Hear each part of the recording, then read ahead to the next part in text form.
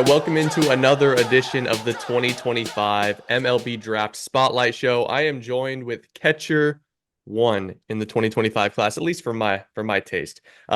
North Carolina's own Wake Forest, North Carolina product, Luke Stevenson. Luke, what's up, man? Nothing much. Thank you for having me. Excited to be here. Absolutely.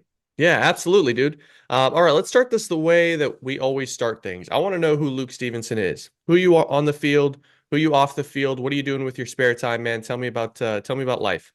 Yeah, well, I'm the guy that wears the gear behind the plate. I love to win. More importantly, I hate losing. Um, and then off the field, I'm just kind of always with my boys, hanging out, and just always around them. But it's good.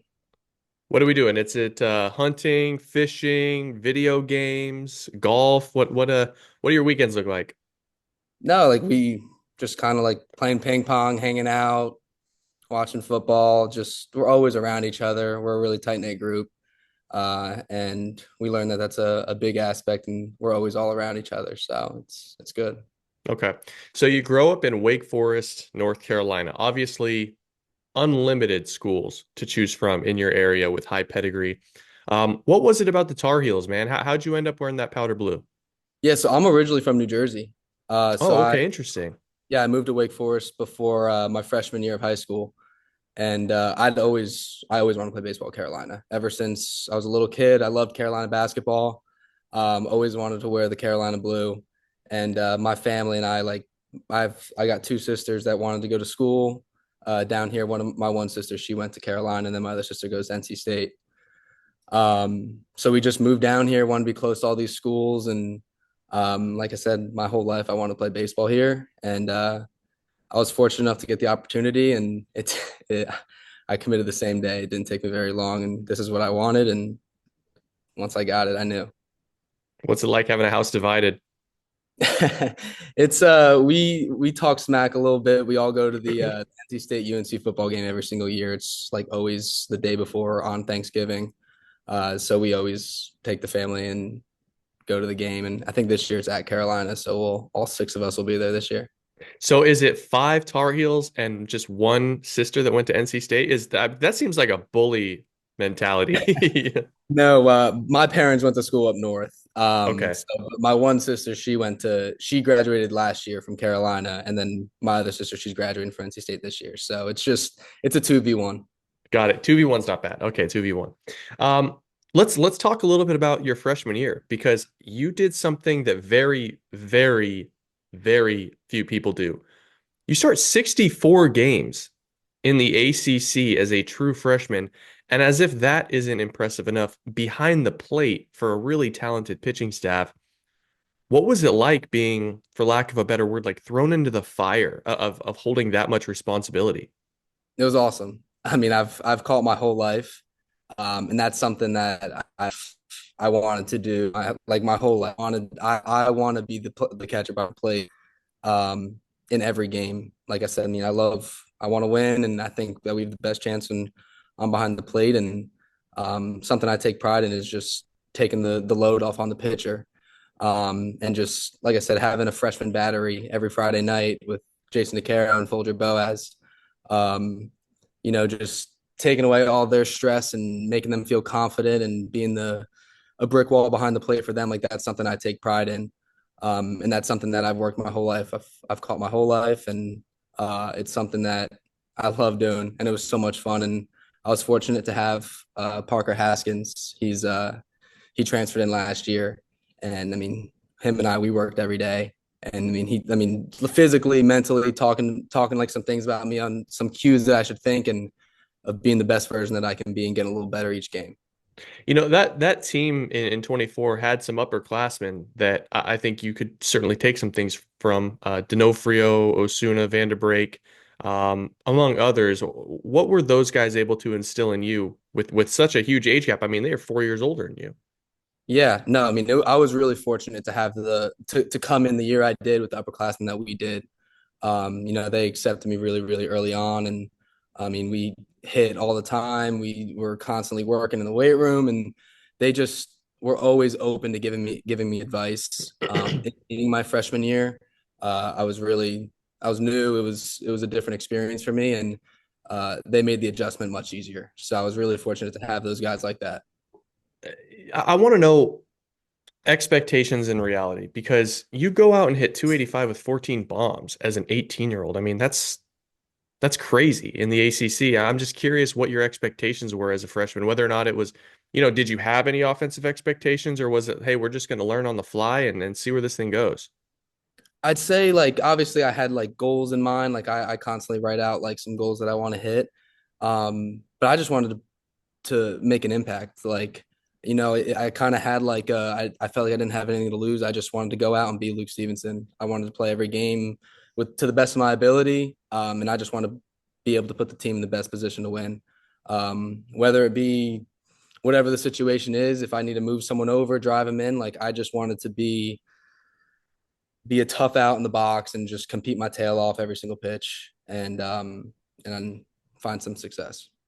We can talk about the bat all day, but it's the glove and it's the arm that I think has people really talking about your upside and your ceiling. And I'm just curious, throughout your amateur upbringing, how much emphasis was put into the defensive skills? Because man, you're advanced.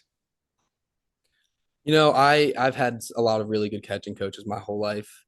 Like I said, I've been catching since machine pitch when I was 6 years old. So I've been wearing the gear my whole life, and I've learned a lot. I've failed a lot, and I'm constantly like evolving and trying to get better at tuning up some certain aspects of my game. But I've always taken it seriously because I know being the catcher, you're not allowed to take a pitch off, whether I'm 3 for 3 or 0 for 3. Like I got 8 guys looking at me. I got a pitcher that's competing his tail off. So no matter how I am, no matter how I'm doing, like I need to be the best version of myself behind the plate for my team.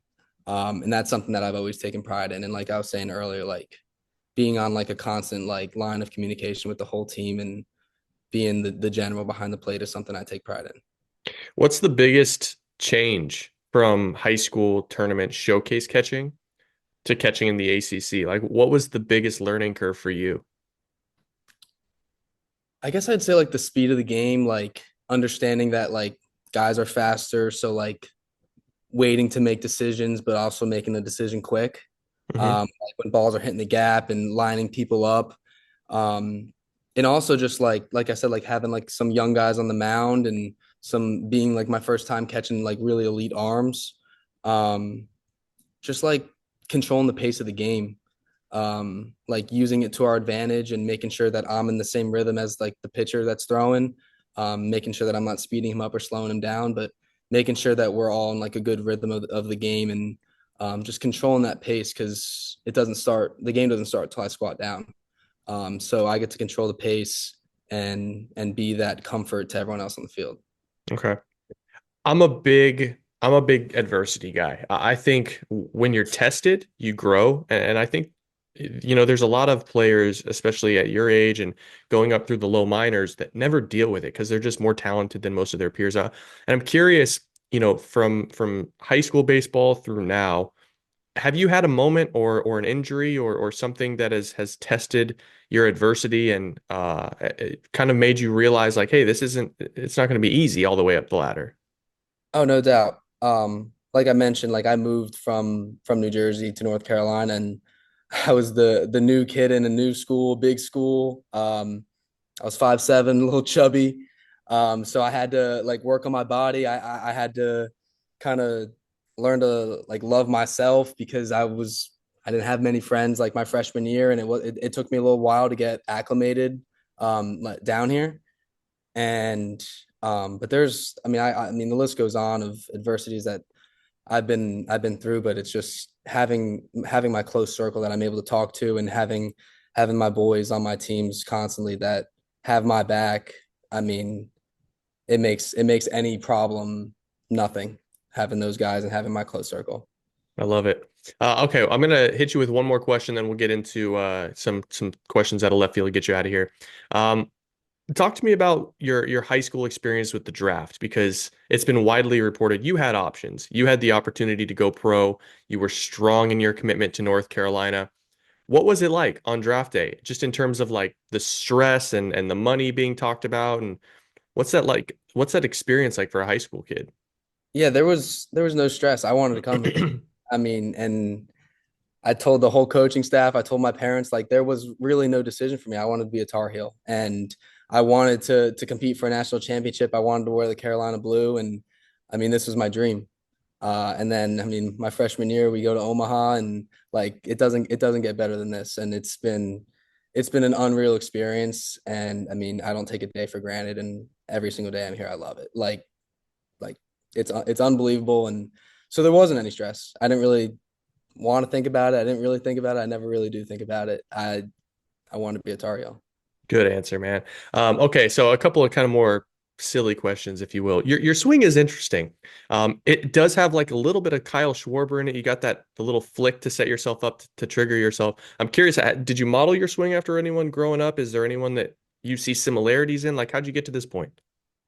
Honestly, so I grew up a Yankee fan, being from New Jersey, and I Hmm. always watched Jorge Posada. So I don't know if I ever really modeled my catching stance and swing to him, but I definitely say I always kind of wanted to play like him. I mean, he had a pretty good career. He did. No, that's a pretty good pull. All right. Three more questions, get you out of here. Let's say Luke Stevenson plays for 20 more years. You catch for 20 years in the big leagues. I want you to pick a walk-up song that you would not change for 20 years that you'd feel pretty good about. Jersey by Future. I Oh did, man. So you've got this figured out. I did all high school, and that's what I used. That's what I used last year, and I plan on using it this year. All right. All of your teammates at North Carolina. Who's the one guy not letting you're not letting them date your sister? I don't know if I can throw my boys under the bus. Hey, you're not a freshman anymore. um, Gosh, I don't know. DeCaro, Oh yeah? probably. You're I throwing love. Jason under the bus?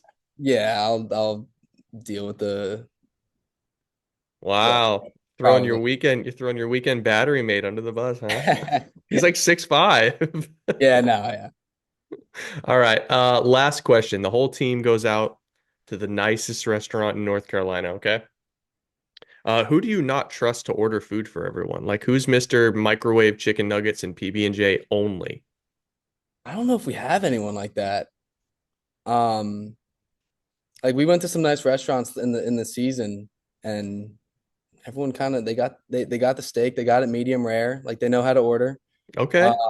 So I don't know. I think we all got some mature palates. I don't know. Hey man, if that's the case, Tar Heels to Omaha 2 years in a row. Like book it. Yeah, Book no it, doubt. dude.